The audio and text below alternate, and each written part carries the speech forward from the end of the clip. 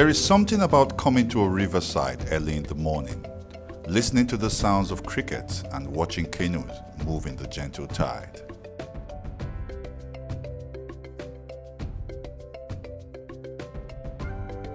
This is the River Benue, one of the two rivers that divide the nation of Nigeria.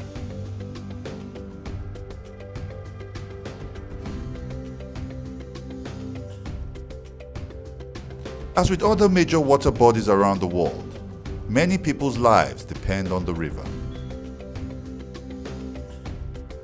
The local construction industry is sustained by the dredging of the sand by the River Benue's bank. It is also a source of water for those areas of town where pipe-borne water is not available. The River Benue has its source in the Adamawa Plateau of northern Cameroon, and for the first 240 kilometers, it falls 600 meters in waterfalls and rapids. By the time it reaches Nigeria though, it is calmer and uninterrupted until it joins the Niger River near Lokoja. Atahiru Bala Usman of Alot Nigeria Limited and Tim Beckett of Beckett Rankin UK have set out to study what the river is like in this season before the proposed dredging of the river by their various firms begin. I'm Tim Beckett of Beckett Rankin. I've come from London and we're here at Makurdi on the River Benue. We're on a trip down to Lokoja, and this is the boat we're about to go on. And we're leaving from the beach where they're doing the dredging for the sand. So hopefully we'll have a successful trip and I won't fall in.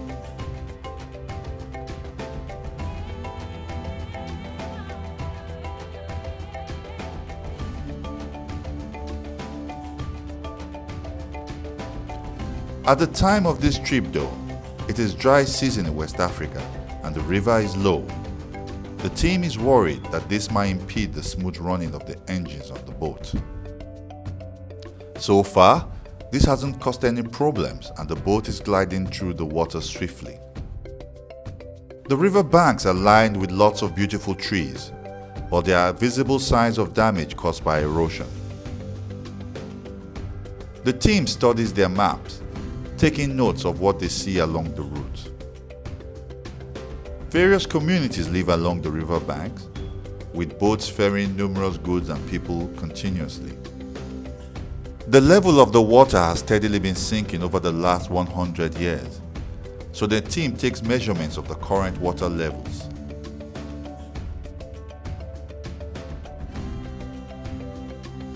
Unfortunately, the boat engines have gotten stuck in the low waters and they are having to push their way out.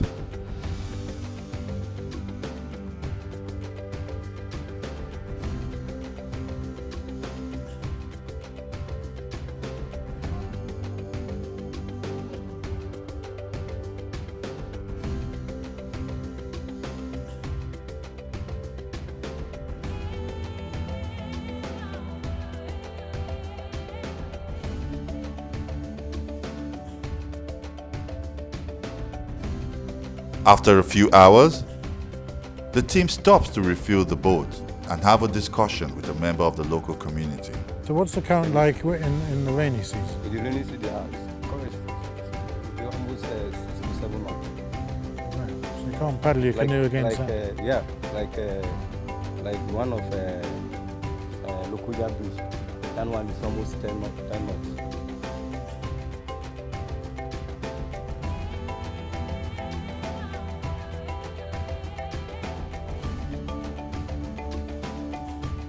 Once again, the boat gets held up in the low waters.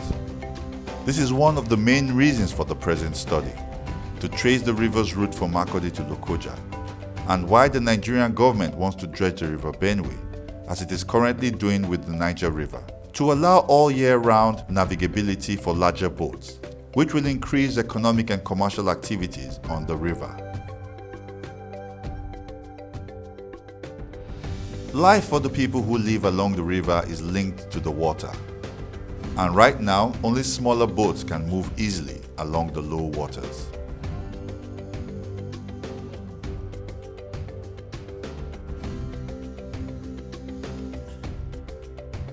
Darkness comes and the team has to stop the study for the day and are potting at a local community for the night.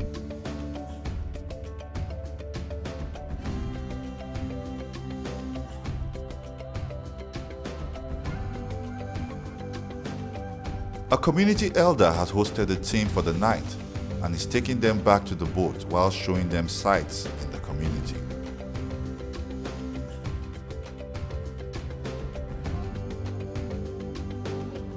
The team continues their journey.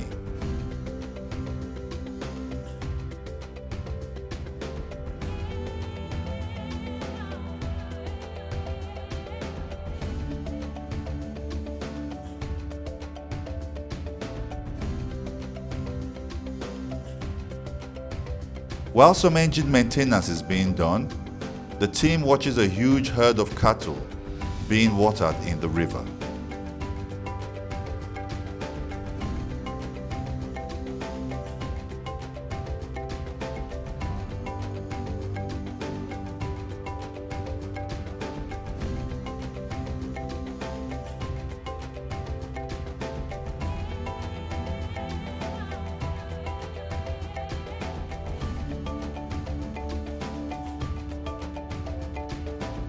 Finally, the team makes it to Lokoja.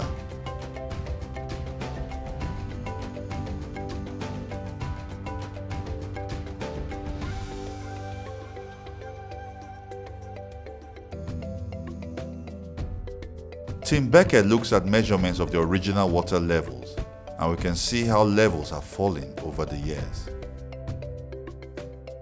Yeah, it's been quite an interesting trip from Makadi to Lokoja. It's enabled us to see the river firsthand, see areas where it's silted up, and see the economic use that the people around there make of it.